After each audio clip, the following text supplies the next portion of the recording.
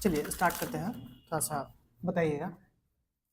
बताइएगा तो पृथ्वी पर सार्वत्रिक मात्रा में यूरेनियम का कौन सा अपरूप मिलता है? पृथ्वी पर सार्वत्रिक मात्रा में 235 नहीं 238, कौन सा मिलता है? 238। यूरेनियम का जो सबसे ज्यादा जो अपरूप मिलता है वो कौन सा मिलता है? 238 मिलता है। आगे आपको बताना है किसने सर्वप्रथम भारत में एक पृथक मुस्लिम राज्य का प्रस्ताव रखा था? नहीं नहीं, चौधरी रहमत अली से पहले मोहम्मद इकबाल थे। कौन थे? मोहम्मद इकबाल थे, ठीक है ना। चौधरी रहमत अली का जो नाम आता है वो पाकिस्तान के लिए आता है। किसके लिए आता है? पाकिस्तान शब्द देने के लिए आता है। प्लस में पाकिस्तान का जो मांग रखे थे वो कौन रखे थे? वो चौधरी रहमत अली के द्वारा बोला गया था, और मुस्लिम लीग के जो प्रवर्तक थे मोहम्मद अली जिन्ना, उनके द्वारा ये मांग किया गया था, ठीक है ना। लेकिन सबसे पहले जो एक अलग मुस्लिम राज्य का प्रस्ताव डाला गया था वो किसके द्वारा? मोहम्मद इकबाल के द्वारा। आगे आपको बताना, चावल का कटोरा जो है ये किस नदी डेल्टा को कहा जाता है?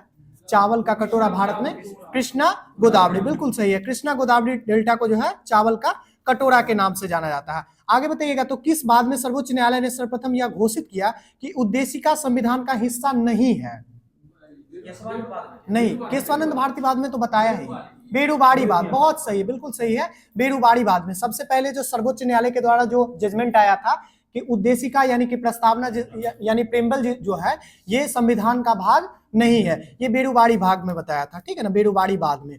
आगे आपको बताना है तो गांधीवादी अर्थव्यवस्था किस सिद्धांत पे आधारित है? गांधीवादी अर्थव्यवस्था किस सिद्धांत पे आधारित है? इसको बोलते हैं न्यास के सिद्धांत पे या फिर ट्रस्टीशिप के सिद्धांत पे। किस पे है?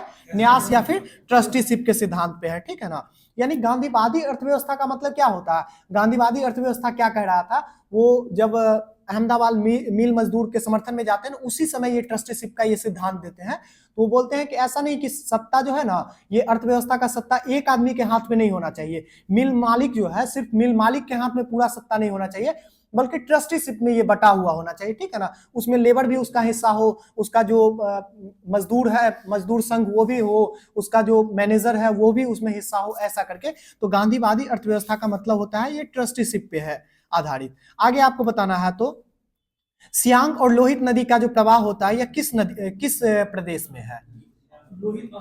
हाँ, लोहित असम और अरुणाचल प्रदेश, दोनों नदी दोनों राज्यों में संयुक्त रूप से बहती है, ठीक है ना। लोहित और सियांग नदियां जो है किस में बहती है? तो अरुणाचल प्रदेश और असम में बहती है, ठीक है ना। आगे आपको बताना है वित्त आयोग का गठन जो है ये किस आर्टिकल के तहत किया जाता है? 280 के तहत, ठीक है ना। धन विधेयक का जो है परिभाषा किस में है? 110 धन विधेयक का। और वित्त विधेयक का 100, ठीक बोल रहे हैं, ठीक है, ठीक बोल रहे हैं, 117। वित्त विधेयक जो है 117 और धन विधेयक 110, ठीक है ना। और धन विधेयक की जो विशेष प्रक्रिया है उसके बारे में 109, ठीक है ना। 111 में क्या है यही बता दीजिए। 111 क्या हुआ? 112 बजट है। एक ध्यान से सुनिए, ठीक है ना। देखिए इसमें कंफ्यूजन होता है, इसमें वित्त आयोग है, धन विधेयक है, वित्त विधेयक है, ठीक है ना। वित्त उसके बाद जो है सो धन विधेयक की विशेष प्रक्रिया है। सबसे पहले धन विधेयक देखिए, तो धन विधेयक की चर्चा कहाँ की गई है? 110 में। धन विधेयक की जो प्रक्रिया है, धन विधेयक का जो मतलब चर्चा है वो 110 में किया गया है। धन विधेयक की विशेष प्रक्रिया के बारे में कहाँ किया गया है? 109 में, ठीक है ना। हाँ ठीक है, धन विधेयक की विशेष प्रक्रिया 109 में। और वित्त विधेयक के बारे में कहा किया गया है? तो वो 117। वित्त विधेयक के बारे में 117। और वित्त आयोग का जब गठन का बात करेगा तो वो 280 के तहत, ठीक है ना। 111 में क्या है? क्या है? राष्ट्रपति का वीटो किस आर्टिकल में है? राष्ट्रपति का वीटो किस आर्टिकल में है? 111। और 112 जो कह रहे हैं ना, वो 112 क्या है? तो वार्षिक वित्तीय विवरण जिसको कहते हैं, जिसको बजट कहते हैं, ठीक है ना। हाँ, 112 में वार्षिक वित्तीय विवरण कहते हैं, बजट कहते हैं, ठीक है ना। जहां जहां कंफ्यूजन होता है वहां सबको कंफ्यूजन होता है। ऐसा मत समझिए कि कंफ्यूजन सिर्फ हमें है, जहां जहां कंफ्यूजन है वो सबको होता है। तो उसके लिए थोड़ा सा कुछ स्पेशल पॉइंट आप बना करके रखिए कि आपको याद रहे, ठीक है ना। चलिए आगे आपको बताना है फियरलेस गवर्नेंस जो है ये किसकी पुस्तक है? फियरलेस गवर्नेंस किरण बेदी का, बिल्कुल सही। किनका पुस्तक है? किरण बेदी का। एक और बताइएगा पुस्तक है जो हाल ही में चर्चा में रही थी, a little book of India celebrating 75 year of independence. यह पुस्तक किसकी है? ये भारतीय अमेरिकी राइटर है। A little book of India celebrating 75 year of independence, Ruskin bond का। किनका है? रस्किन बॉन्ड का। किनका है? रस्किन बॉन्ड का लिखा हुआ है, ठीक है ना। आगे बताइएगा तो भारत के विदेश नीति का संबंध किस आर्टिकल से है? विदेश नीति का संबंध किस आर्टिकल से है? विदेश नीति आर्टिकल 51, आर्टिकल 51, ठीक है ना। भारत के विदेश नीति से संबंध किसका, किस आर्टिकल का है? तो आर्टिकल 51 का। बताइएगा तो लोकसभा के प्रथम अध्यक्ष कौन हुए थे? जीबी मावलंकर, ठीक है ना, जीबी मावलंकर जी थे। आगे आपको बताना है गोल्डन चावल में किस विटामिन की अधिकता होती है?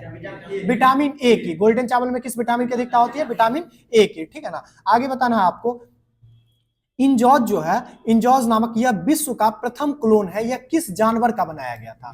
इंजॉज नहीं, भेड़ का नहीं, ऊंट का। इंजॉज जो है, इंजॉज जो क्लोन बनाया गया था, यह विश्व में सर्वप्रथम किसका क्लोन बनाया गया था? तो ऊंट का क्लोन बनाया गया था, ठीक है ना। आगे आपको बताना है चित्तौड़ का कृति स्तंभ किसके द्वारा बनवाया गया था? राणा कुंभा के द्वारा। चित्तौड़ का कृति स्तंभ राणा कुंभा के द्वारा बताया गया था। आगे आपको बताना है चित्तौड़ का जो कृति स्तंभ है यह किस देवता को समर्पित है? किस भगवान को समर्पित है? तो भगवान विष्णु को। किनको समर्पित है? भगवान विष्णु को, ठीक है ना। राणा कुंभा जी के द्वारा बनाया गया था। आगे आपको बताना नांगलपुर शहर को किसके द्वारा बसाया गया था? नांगलपुर शहर को कृष्णदेव राय, बिल्कुल सही है। किनके द्वारा? कृष्णदेव राय, ठीक है। नांगलपुर शहर को किसके द्वारा बसाया गया था? कृष्णदेव राय के द्वारा, ठीक है ना। आगे आपको बताना है विधान परिषद किसी साधारण विधेयक को कितने दिनों तक रोक सकती है? विधान परिषद, हाँ, विधान परिषद किसी साधारण विधेयक को कितने दिनों तक रोक सकती है?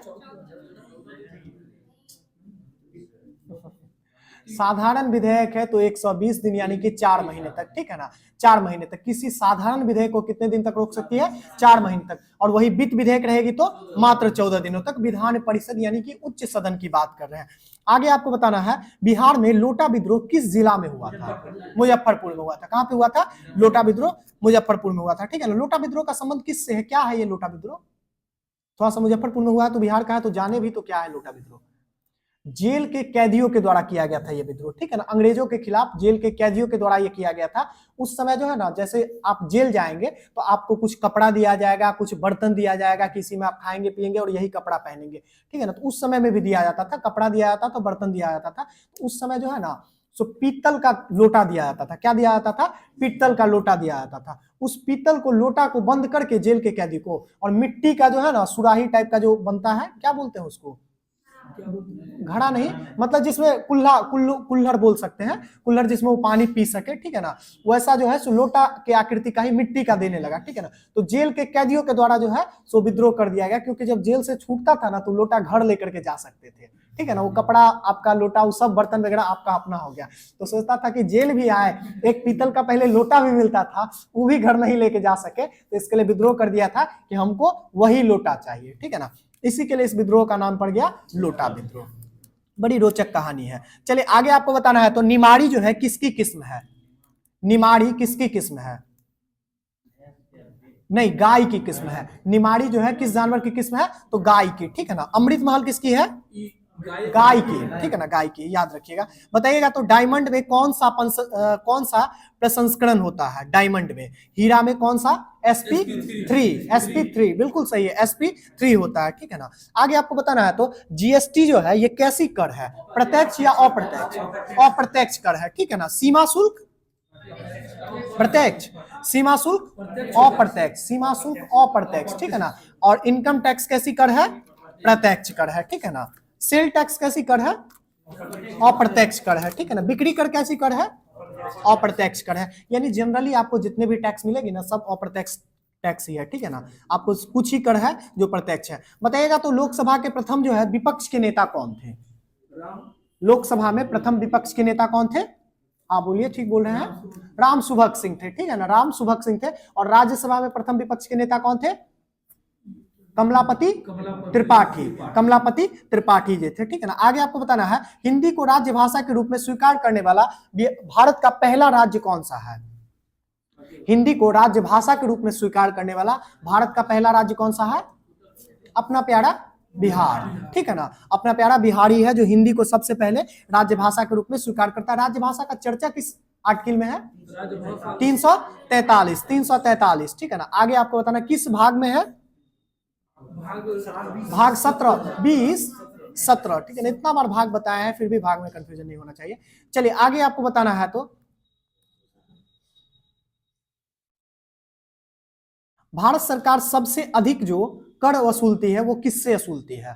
सबसे ज्यादा टैक्स जो प्राप्त करती है वो किससे प्राप्त करती है? तो अबकारी कर से। किससे करती है? अबकारी कर से करती है। सबसे सबसे ज्यादा जो टैक्स भारत सरकार वसूलती है। आगे आपको बताना है तो न्यूजीलैंड का कौन सा पक्षी विलुप्त हो रहा है?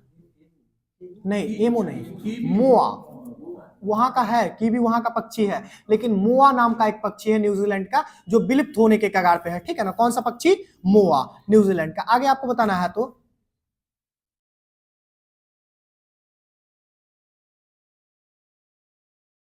पानीपत का तृतीय युद्ध जो हुआ था वो मराठा के उस समय जो है सो पेशवा कौन थे? कौन थे? बालाजी बाजीराव। कौन थे? बालाजी बाजीराव, ठीक है ना। और इसके तरफ से मुगल की तरफ से कह रहे हैं, मुस्लिम शासक की तरफ से जो लड़ रहे थे वो कौन थे? अहमद शाह अब्दाली। अहमद शाह अब्दाली, ठीक है ना। अहमद शाह अब्दाली और मराठा के बीच ही यह युद्ध हुआ था। कौन सा? पानीपत का तृतीय युद्ध, ठीक है ना। कब हुआ था ये? बिल्कुल सही है, 14 जनवरी 1761 का। बताइएगा तो ऑरोविले आश्रम का स्थापना किसके द्वारा किया गया था? अरविंद घोष के द्वारा। बिल्कुल सही है, किसके द्वारा किया गया था? अरविंद घोष के द्वारा। जब ये कांग्रेस से नाराज हो गए थे, कांग्रेस छोड़ करके चले गए थे, तब जो है ना ये ऑरोविले आश्रम की स्थापना की है जो आज तक चल रहा है। बताइएगा तो परमाणु बम का खोज किसके द्वारा किया गया था? बिल्कुल सही है, जे रॉबर्ट ओपेनहाइमर के द्वारा किया गया था, ठीक है ना। परमाणु बम का खोज किसके द्वारा किया गया था? रॉबर्ट ओपेनहाइमर के द्वारा किया गया था। हाइड्रोजन बम का खोज कौन किए थे? सैमुअल कोहेन, एडवर्ड टेलर, ठीक है ना। एडवर्ड टेलर के द्वारा किया गया था। हाइड्रोजन बम का खोज किसके द्वारा किया गया था? एडवर्ड टेलर के द्वारा किया गया था, ठीक है ना। आगे आपको बताना है तो मिलिंद पन्हो पुस्तक जो है यह किसके द्वारा लिखी गई थी? नागसेन के द्वारा। मिलिंद पन्हो पुस्तक के लेखक कौन है? नागसेन, ठीक है ना। न्यूट्रॉनो बम के खोजकर्ता कौन है? न्यूट्रॉनो, बिल्कुल सही है, सैमुअल कोहेन जो आप बोल रहे थे वो सैमुअल कोहेन किसके खोज करता है? न्यूट्रिनो बम का, ठीक है ना, न्यूट्रिनो बम का। आगे आपको बताना है केरल में मार्शल आर्ट को किस नाम से जाना जाता है? केरल में मार्शल आर्ट को किस नाम से जाना जाता है? कलारी पट्टू। किस नाम से जाना जाता है? कलारी पट्टू, ठीक है ना, कलारी पट्टू। और अपना जो बगल का झारखंड है उसमें किस नाम से जाना जाता है? पाइका, ठीक है ना, पाइका। चलिए आगे आपको बताना है तो आंतरिक सुरक्षा अकादमी कहां पे है? इंटरनल सिक्योरिटी एकेडमी नहीं, आंतरिक सुरक्षा अकादमी राजस्थान के माउंट आबू में। कहां पे है? राजस्थान माउंट आबू में आंतरिक सुरक्षा अकादमी जो है, ठीक है ना, इंटरनल सिक्योरिटी एकेडमी बोलते हैं इसको।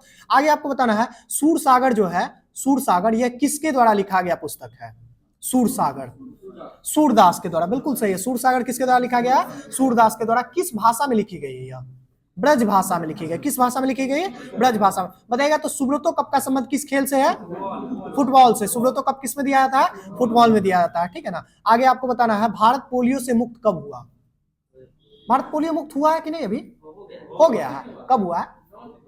कब? 2014 में। बहुत सही, 11 फरवरी 2014 को हुआ है, ठीक है ना। भारत जो पोलियो से मुक्त हुआ कब हुआ है? 11 फरवरी 2014 को हुआ है, ठीक है ना। आगे आपको बताना है किस संविधान संशोधन के तहत मूल अधिकार में संशोधन की शक्ति हासिल कर ली गई थी? यानी कि सरकार के द्वारा जो है ना, सांसद के द्वारा मूल अधिकार में भी संशोधन करने की शक्ति जो प्राप्त की गई थी, किस संविधान संशोधन में? नहीं, उससे पहले 24वां संविधान संशोधन। उलट दीजिए सीधे, ठीक है ना। 24वां संविधान संशोधन में मूल अधिकार में संशोधन करने की शक्ति प्राप्त कर ली गई थी सांसद के द्वारा, ठीक है ना। चलिए आगे आपको बताना है राज्य विधान परिषद की व्यवस्था किस आर्टिकल में की गई है? 169, बिल्कुल सही, 169 राज्य विधान परिषद की जो व्यवस्था की गई है किस आर्टिकल में? 169 में, ठीक है ना। विधान मंडल की स्थापना किस आर्टिकल के तहत? 64। विधान मंडल 168, विधान मंडल 168, विधान परिषद 169 और विधानसभा 170। बिल्कुल सही, 170। आगे आपको बताना किसी राज्य में विधानसभा में अधिकतम सीटों की संख्या कितनी हो सकती है? 500। बिल्कुल सही, अधिकतम जो संख्या हो सकती है कितनी हो सकती है? 500। और न्यूनतम संख्या 60, 40 नहीं 60, न्यूनतम जो संख्या है वो 60, ठीक है ना। अभी 3 राज्य हैं जो अपवाद है जो 60 से कम है। आगे आपको बताना है भीमराव अंबेडकर के साथ तीनों गोलमेज सम्मेलन में भाग लेने वाले व्यक्ति कौन थे? तो तेज बहादुर सप्रू थे, ठीक है ना। कौन थे? तेज बहादुर सप्रू थे। और ये लोग जो भाग लेते थे ना, ये पर्यवेक्षक के रूप में भाग लेते थे। कैसे भाग लेते थे? पर्यवेक्षक के रूप में, कि जाते हैं सिर्फ देखेंगे कि वहां क्या क्या हो रहा है, ठीक है ना। इन लोग का कुछ सुना उना नहीं जाता था भीमराव अंबेडकर वगैरह का। पहली बार जो सुना गया था वो कब सुना गया था? तो 1930 में सुना गया था, जिसमें महात्मा गांधी गए थे, ठीक है ना, महात्मा गांधी।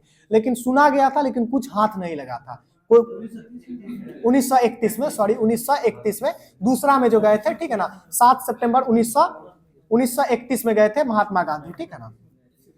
क्या हुआ? दूसरा में गए थे, 7 सितंबर 1931 को गए थे, धोखा से बोल दिए पहला में, ठीक है ना, 1930 में।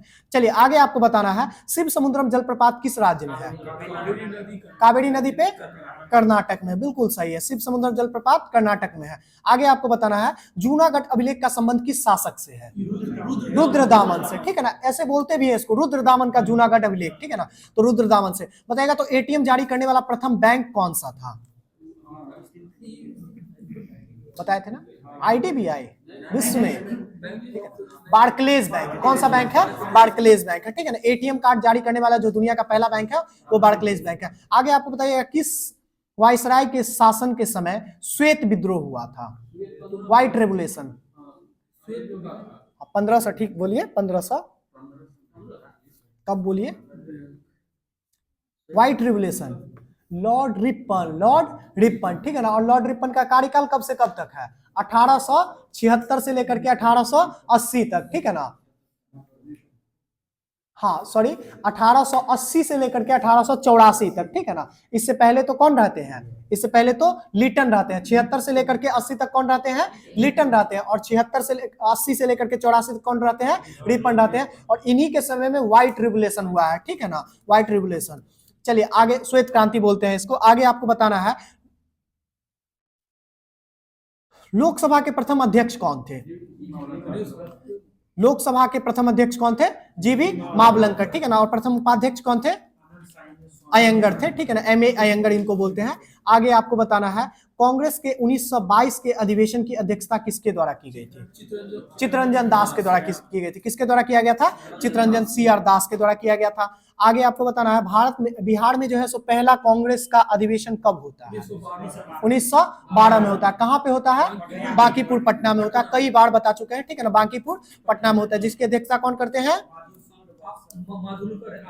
RN माधुलकर जी करते हैं, बिल्कुल सही है। आगे आपको बताना है भारत में वन महोत्सव की शुरुआत कब से होती है?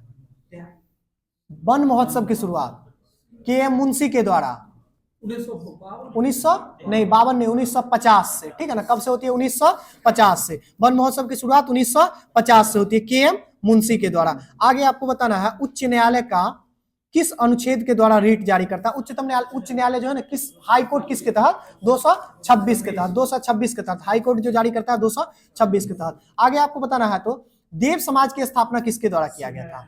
बिल्कुल सही है, देव समाज किसके द्वारा? शिव नारायण अग्निहोत्री। देव समाज की स्थापना शिव नारायण अग्निहोत्री के द्वारा किया गया था, ठीक है ना। बताइएगा तो फ्लोरस्पार जो है ये किस धातु का अयस्क है? फ्लोरस्पार ये एल्युमिनियम का, किसका है? एल्युमिनियम का। फ्लोरस्पार किसका है? एल्युमिनियम का, ठीक है ना। आगे आपको बताना शीतला माता का मंदिर कहाँ पे है? शीतला माता का मंदिर, जो प्रचलित शीतला माता का मंदिर है ना, ठीक है ना, यहाँ पे छोटी माता और बड़ी माता करके है, ठीक है ना। छोटी शीतला माता और बड़ी शीतला माता करके, ठीक है ना। शीतला माता का जो प्रचलित मंदिर है ना वो हरियाणा में है, ठीक है ना, हरियाणा में। आगे आपको बताना चंद्रशेखर आजाद की माता का नाम क्या था? चंद्रशेखर आजाद की माता का नाम जगरानी देवी। क्या नाम था? जगरानी देवी। चंद्रशेखर आजाद की माता का नाम क्या था? जगरानी देवी, ठीक है ना। आगे आपको बताना है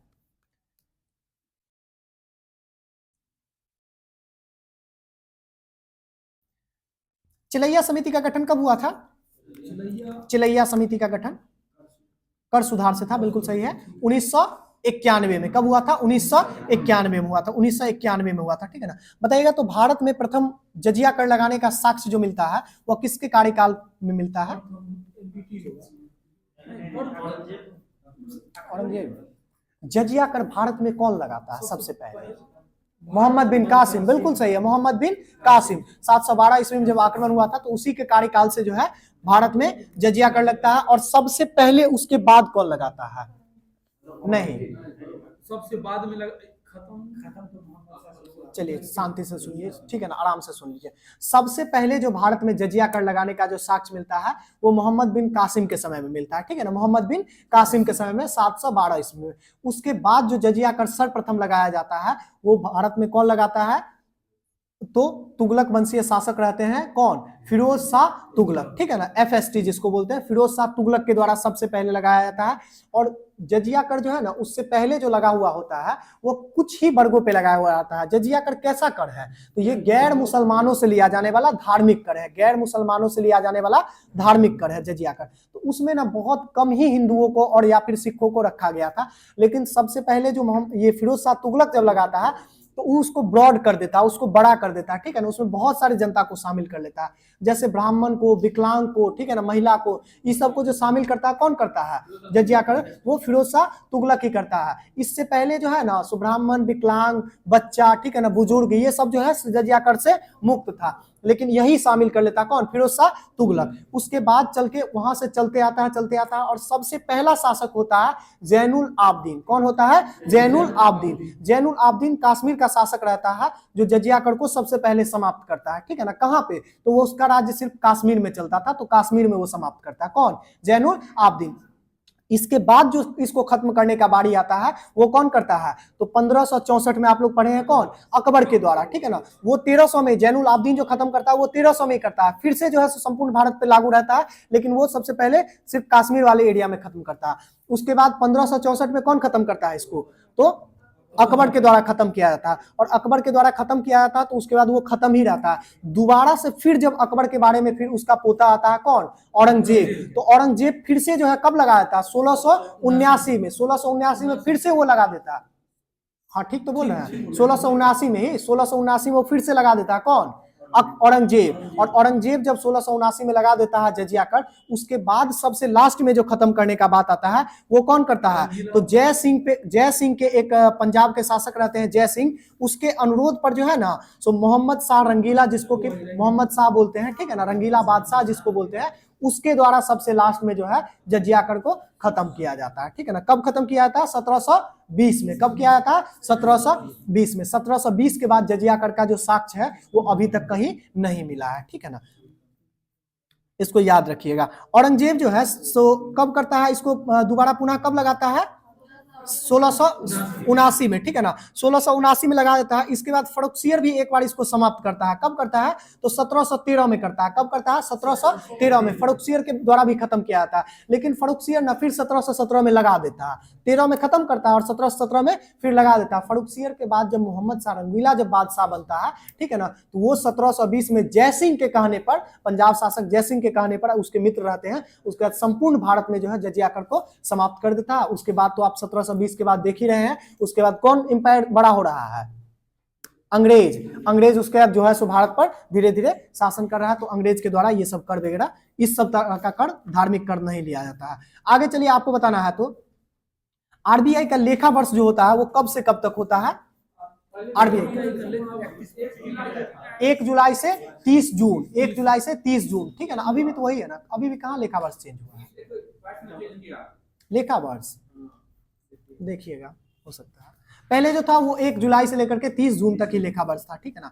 चलिए आगे आपको बताना है, 1843 में किसके द्वारा रविवार की छुट्टी जो है ये शुरू की गई थी, एलन बरो के द्वारा, लॉर्ड एलन बरो के द्वारा रविवार की छुट्टी जो की गई थी वो 1843 में लॉर्ड एलन बरो के द्वारा किया गया था। आगे आपको बताइएगा महात्मा गांधी का जीवनी के लेखक कौन है, महात्मा गांधी के जीवनी का लेखक कौन है, डीजी तेंदुलकर। कौन है, डीजी तेंदुलकर के द्वारा महात्मा गांधी का जो जीवनी लिखा गया ना, किसके द्वारा लिखा गया है, डीजी तेंदुलकर के द्वारा लिखा गया है, ठीक है ना। आगे आपको बताना इंटीग्रेटेड कोच फैक्ट्री जो है ये कहां पे है, पेरम्बूर में है, ठीक है ना, पेरम्बूर में। आगे आपको बताना है कॉर्क कोशिका की कोशिका भित्ति पर जमा पदार्थ कौन सा होता है, कॉर्क कोशिकाओं के कोशिका भित्ति पर जमा पदार्थ जो होता है कौन सा होता है, सुबेडीन। याद रखिएगा कौन सा पदार्थ होता है, सुबेडीन, ठीक है ना। आगे आपको बताना है पुलिस द्वारा नशे में गाड़ी चलाए जाने वाली की सांस की जांच के लिए फिल्टर पेपर के रूप में जो यूज किया जाता है उस फिल्टर पेपर पे क्या लेपित रहता है।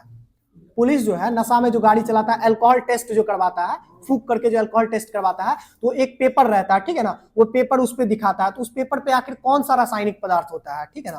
तो कौन सा पदार्थ होता है, तो पोटेशियम डाइक्रोमेट होता है, उसके साथ साथ सल्फ्यूरिक एसिड होता है। पोटेशियम डाइक्रोमेट के साथ क्या रहता है, सल्फ्यूरिक एसिड लगा हुआ रहता है पेपर पे, और उसका कलर चेंज हो जाता है, जिससे पता चल जाता है, इंडिकेशन मिल जाता है कि कोई व्यक्ति नशा में है या नहीं है, ठीक है ना। चलिए आगे आपको बताना है, खरगोश में गुणसूत्रों की संख्या कितनी होती है? खरगोश में गुणसूत्रों की संख्या 38 नहीं, खरगोश में 44 होती है। कितनी होती है? 44। इंसान में कितना होता है? रैट में कितना होता है? चूहा में 2 है, ठीक है ना, एक रैट है एक माउस है, तो रैट में कितना होता है? रैट में 40 हो जाएगा और माउस में 42 हो जाएगा, ठीक है ना। रैट में कितना हो जाएगा? 40 और माउस में 42। हमको भी कंफ्यूजन होता था ना, तो याद कर लिए, रैट छोटा है RAT, ठीक है ना, और माउस बड़ा है, तो माउस में 2 ठो एक्स्ट्रा कर दीजिए, 42 और 40 कर लीजिए, रैट में 40 और माउस में 42, ठीक है ना। चलिए आगे आपको बताना है, कृषि का एक प्रकार है दीपा, ये कहां पे होता है? जैसे धूमकेतु नॉर्थ ईस्ट में, असम में प्रचलित है ना, वैसे दीपा कृषि का जो पद्धति है वो कहां प्रचलित है? छत्तीसगढ़ में। दीपा कहां पे प्रचलित है? छत्तीसगढ़ में, ठीक है ना। पामलू कहां पे है? पामलू मणिपुर में, पामलू मणिपुर में है, ठीक है ना। चलिए आगे आपको बताना है, छोड़ दे, ठीक है।